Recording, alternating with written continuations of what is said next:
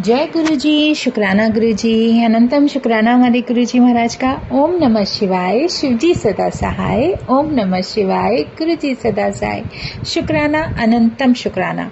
शिव पुराण में चतुर्थ कोटि शत्रुरुद्र संहिता का अब चैप्टर नंबर 10 राजा कलमाशपाद की कथा सहित महाबल लिंग की महिमा वर्णन। सूत जी बोले, शोभायमान इक्ष्वाकु वंश में बड़ा धर्मात्मा तथा सब धनुषधारियों में श्रेष्ठ मित्रसेन नामक एक राजा था।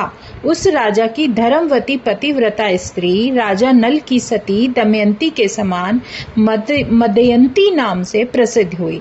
एक समय वह मित्रसेन राजा शिकार खेलने की इच्छा करके बड़ी सेना के साथ आखेट को सघन वन में चला गया।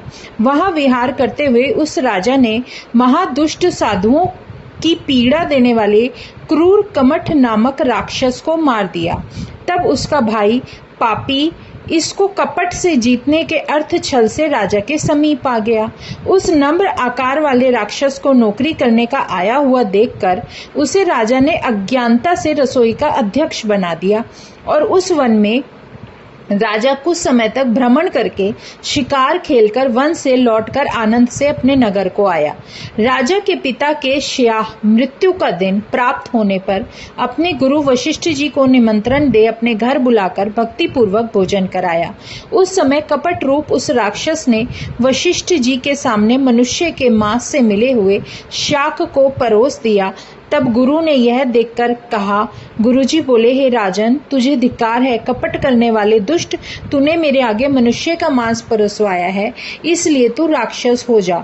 तब उन गुरु वशिष्ठ जी ने यह सब कौतुक राक्षस से किया हुआ जान फिर विचार करके उस शाप को 12 वर्ष तक सीमित कर दिया।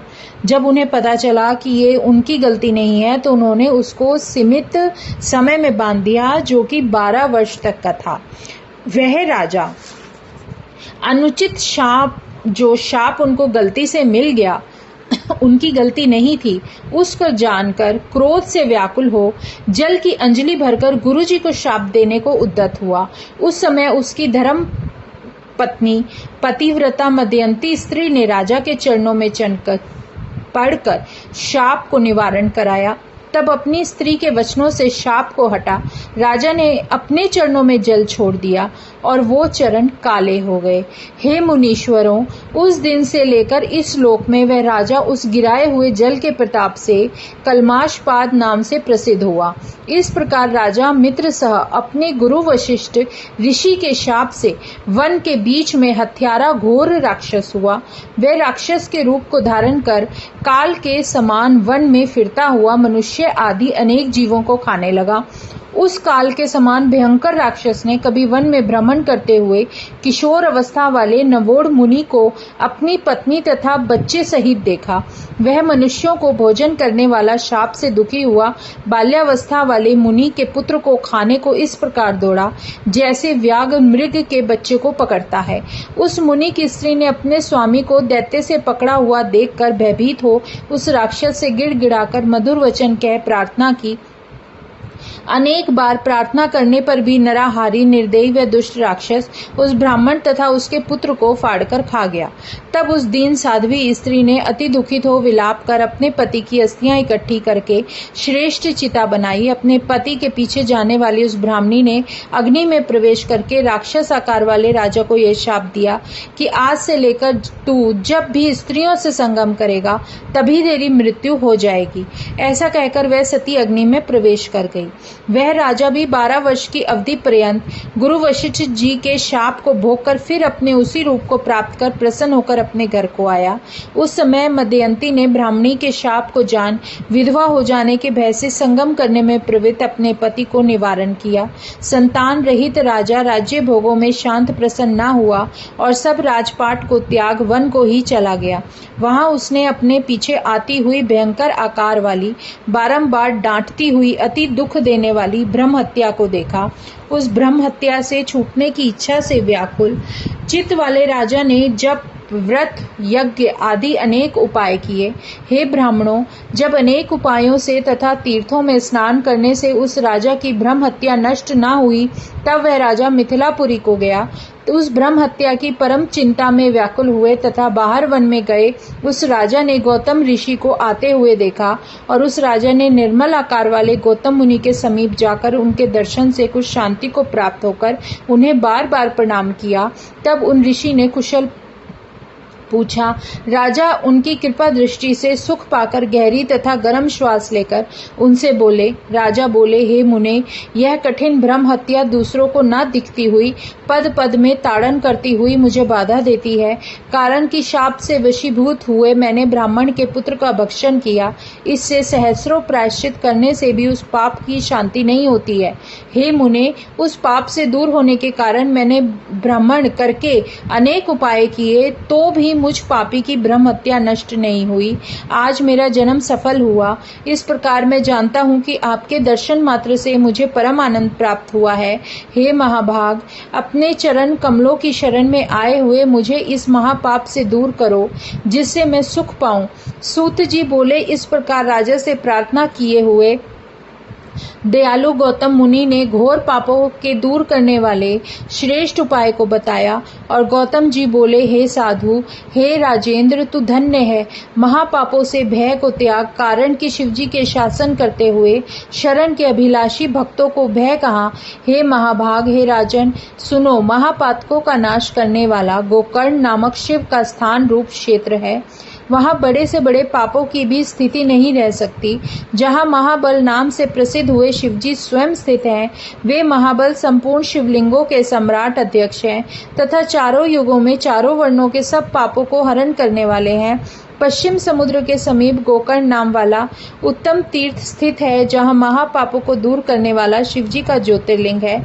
महापापी भी वहां जाकर तीर्थों में सम्यक प्रकार स्नान करके महाबल को पूजकर शिवजी के पद को प्राप्त होते हैं। हे राजेंद्र, उसी प्रकार तू भी गोकर्ण नाम वाले शिव के स्थान में जाकर महाबल लिंग को पूजकर सफलता को प्राप्त हो। वहां तू भी सब तीर्थों में स्नान करके महाबल शिवजी का पूजन करके संपूर्ण पापों से छूटकर शिवलोक को प्राप्त हो। सूत जी बोले। इस प्रकार महात्मा गौतम मुनि से आज्ञा दिया हुआ वह राजा प्रसन्न मन हो गोकर्ण को गया। वहां तीर्थों में स्नान करके महाबल को पूज संपूर्ण पापों से छूट शिवजी के परम पद को प्राप्त हुआ।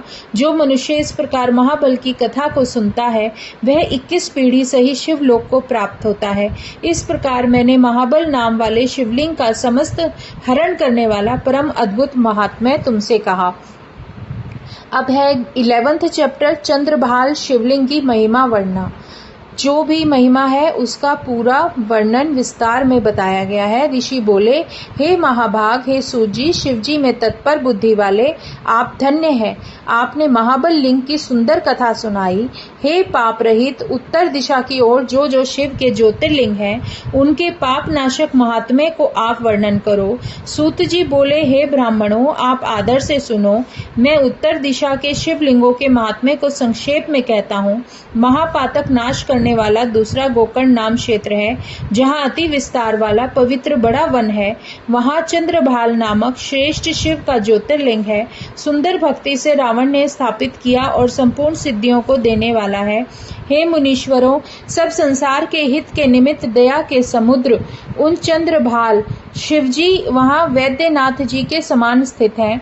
गोकर्ण में स्नान करके लोग चंद्रभाल शिव का पूजन करके शिवलोक को प्राप्त होते हैं।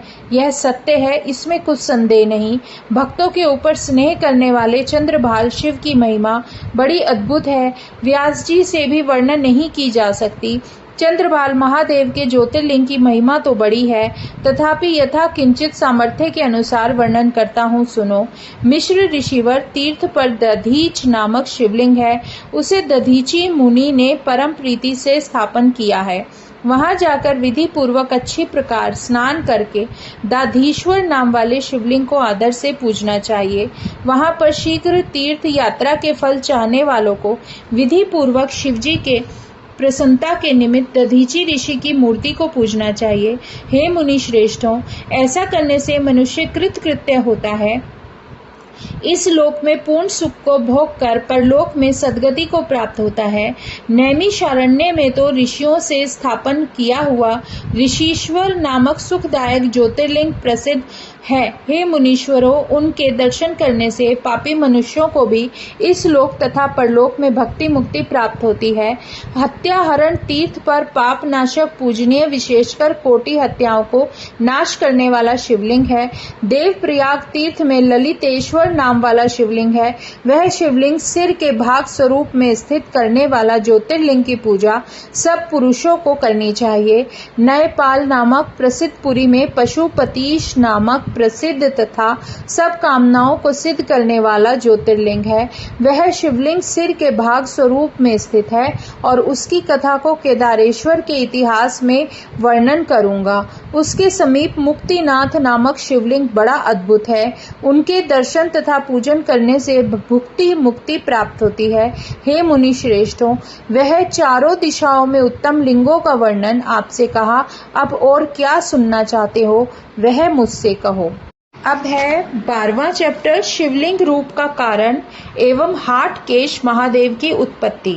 ऋषि बोले, हे सूत जी, आप व्यास जी के प्रसाद से सब वस्तु को जानते हैं, आपको कुछ अज्ञात नहीं है। इस कारण हम आपसे पूछते हैं, संसार में उन लिंगों की पूजा होती है जो आपने पहले बताए, सो उसका कारण वही है या इसका और भी कोई कारण है? हे सूत जी, लोक में शिव की प्रिया पार्वती जो बाण रूपा कही गई है, सो इसका क्या कारण है? आपने जैसा सुना है वैसा कहो। सूत जी बोले, हे ब्राह्मणों, हे श्रेष्ठ ऋषियों, मैंने व्यास जी से जो कल्प भेद की कथा सुनी है उसी को आज तुमसे कहता हूँ, सो सुनो। अपने दारू वन में ब्राह्मणों का जो वृतांत हुआ सो सब अच्छी प्रकार से सुनो। हे ऋषि सत्तम, जहाँ दारू नामक श्रेष्ठ वन है वहाँ नित्य शिव के ध्यान में तत्पर हुए शिव भक्त ऋषिगण रहते थे।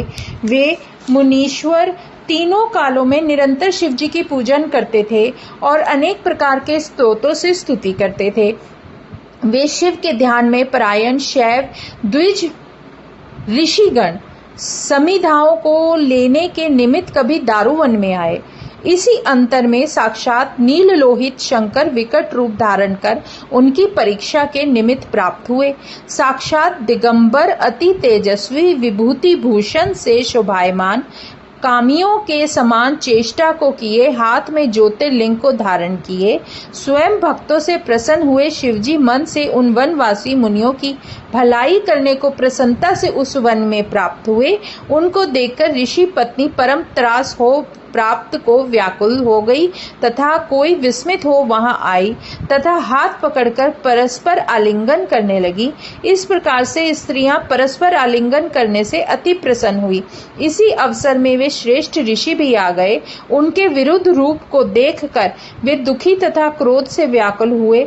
उस समय दुखित हुए शिवजी की माया से मोहित हो वे ऋषि आपस में बोले कि यह कौन है। इस प्रकार कहने लगे। जिस समय वे अवधूत दिगंबर कुछ ना बोले, वह परम ऋषि उन भयंकर पुरुषों से कहने लगे कि तुम वेद मार्ग को लोप करने वाले विरुद्ध कार्य को करते हो, इस कारण तुम्हारा यह लिंग भूमि पर गिर पड़े। सूत जी बोले, ऐसा उन ऋषियों के कहने पर अवधूत अद्रूपधारी शिव का वह लिंग उसी क्षण गिर पड़ा और वह लिंग आगे स्थित हुआ, अग्नि के समान जलने वाला, और जहाँ वह जाता था जलाता था। वह लिंग पाताल में स्वर्गलोक में भी उसी प्रकार प्रज्वलित होकर भ्रमण करने लगा, कहीं पर भी स्थिर न हुआ। संपूर्ण लोक व्याकुल हुए तथा वे ऋषि दुखित हुए कि कोई देवता तथा ऋषि कल्याण को नहीं प्राप्त हुए। जिन्होंने शिवजी को नहीं जाना वे संपूर्ण देवर्षि दुखित हुए। परस्पर मिलकर तत्काल ब्रह्मा की शरण में गए। वहां जाकर वे सब ऋषि आदि ब्रह्मा को नमस्कार कर उनकी स्तुति करके सृष्टि करने वाले ब्रह्मा जी से सब वृतांत कहने लगे। ब्रह्मा जी उनके वचन को सुनकर शिव की माया से मोहित हुए ऋषि श्रेष्ठों को जानकर शिवजी को प्रणाम कर उनसे बोले। ब्रह्मा जी बोलते हैं, हे ब्राह्मणों, जानने वाले भी आप लोग ऐसे निंदित काम को करते हो। यदि बिना जानने वाले ऐसा करे तो कोई कहने की बात नहीं है। इस प्रकार शिव देव से विरोध करके कौन पुरुष अपनी कुशलता चाहता है? जो मनुष्य मध्याह्न समय में प्राप्त हुए अभ्यागत का सत्कार नहीं करता है, वह अतिथि उसके पुण्य को लेकर उसे अपने पापों को देकर लौट जाता है। यदि साक्षात शिवजी आए तो फिर क्या है? मैं तुमसे सत्य कहता हूँ कि जब तक तीनों लोकों में यह शुभ लिंग कहीं स्थिर नहीं होता है, तब तक आप ऐसे उपाय करें कि जिससे इस लोक में स्वास्थ्य हो। हे ऋषियों, शिव के ज्योतिर्लिंग को मन से ध्यान करो। सूत जी बोले। इस प्रकार कहे हुए ऋषि ब्रह्मा जी से बोले, हे ब्राह्मण, अब आपको क्या करना उचित है, सो आप आज्ञा करो। उन मुनीश्वरों के ऐसा कहने पर वह सब लोगों के पितामह ब्रह्मा जी उस समय उन ऋषियों से स्वयं बोले। ब्रह्मा जी बोले, हे देवताओं, देवी पार्वती की आराधना करके बाद में शिव जी की प्रार्थना करो। यदि पार्वती साक्षात योनि रूपा हो जाए तो ज्योतिर्लिंग स्थिरता को प्राप्त हो सकता है। हे ऋषि सत्तम, मैं उस विधि को उस समय कहता हूँ, आप सब सुने और इसी विधि को करो, तब वह पार्वती जी प्रसन्न होंगी। एक घट को स्थापन करके उत्तम 8 दल करके दूर्वा जौ के अंकुरों सहित उसमें तीर्थों के जल को भरो। तत्पश्चात वेद मंत्रों से उस कलश को सोचन कर शास्त्रोक्त विधि से शिव को स्मरण करके उसकी पूजा करो।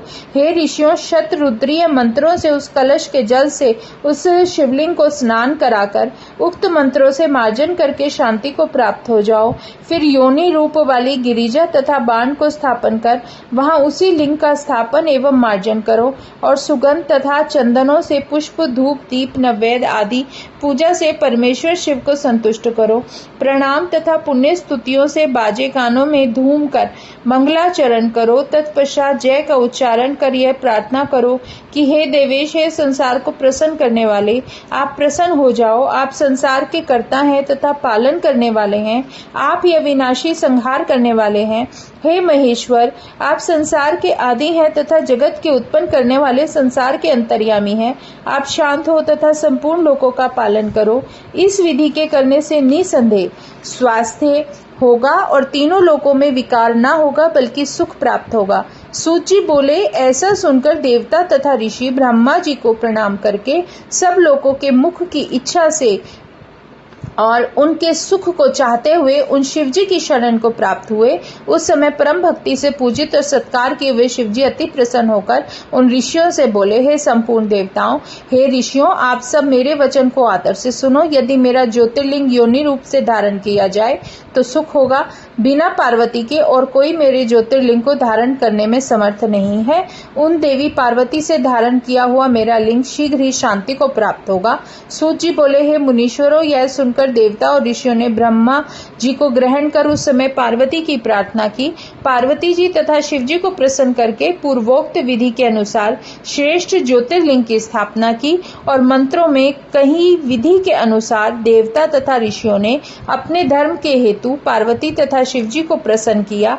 ब्रह्मा, विष्णु तथा सब देवर्षि त्रिलोकी के चर अचर सहित सभी ने शिव जी की विशेष पूजा की। उस समय शिव जी प्रसन्न हुए और जगत की माता पार्वती संतुष्ट हुई। उन्होंने उस रूप से उस लिंग को धारण किया। उन योनि रूप पार्वती में लिंग के स्थापित होने पर उस समय बड़ा आनंद होने लगा और हे द्विजो, वह ज्योतिर्लिंग तीनों लोकों में प्रसिद्ध हो गया।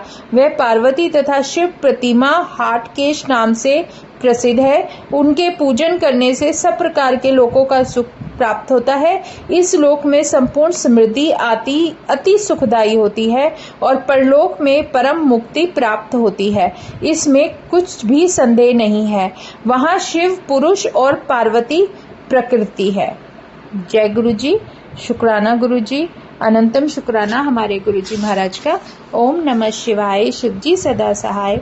ओम नमः शिवाय। गुरु जी सदा सहाय। शुक्राना अनंतम शुक्राना। इस तरह चतुर्थ कोटि शतरुद्र संहिता के 12 अध्याय पूरे हो चुके हैं।